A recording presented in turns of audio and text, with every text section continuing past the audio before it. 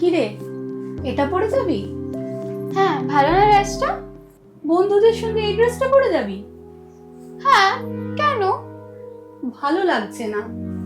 তোমার কিছুই ভালো লাগে না। বন্ধুদের সাথে বেরোবো, সেটা নিয়েও হাজার একটা প্রশ্ন।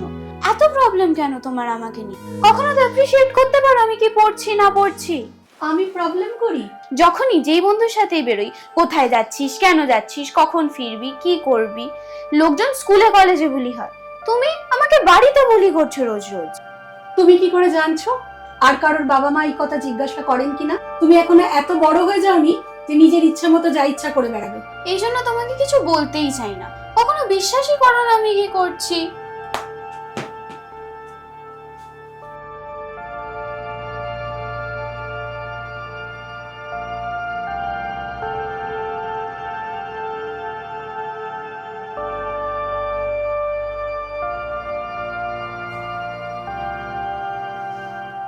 আজকে আবার একই জিনিস, জানেন?